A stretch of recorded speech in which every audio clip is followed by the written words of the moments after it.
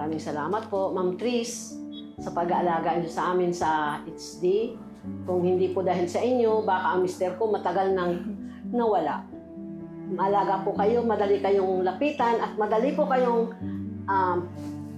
mag-asikaso sa mga sa pasyente, lalo sa mister ko na napakalambing niyo sa mga pasyente.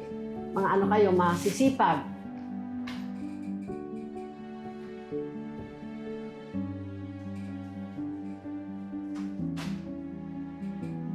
I felt really welcomed, and also yung compassion na na-feel ko with the nurses. They ensured na my needs. Thank you sa pagtulak ng wheelchair ko sa kahit anong floor, no? Awkward siya sa akin kasi nakakalakad naman ako, pero so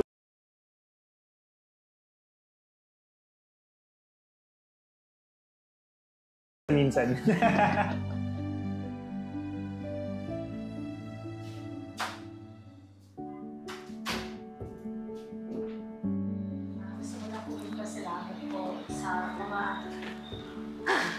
Nurses po na hindi mo pinabayaan yung asawa ko.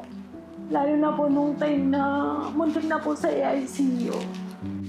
At tubuhan po na nandyan po sila para alagaan po yung asawa ko. Kahit po alam po na pagod na po sila. Hindi po nila pinababayaan yung asawa ko.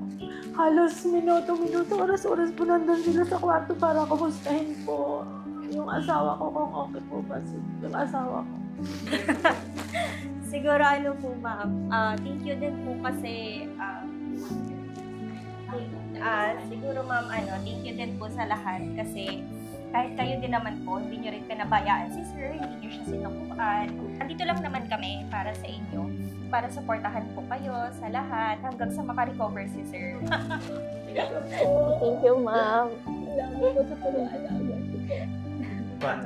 Please, ma'am na lang.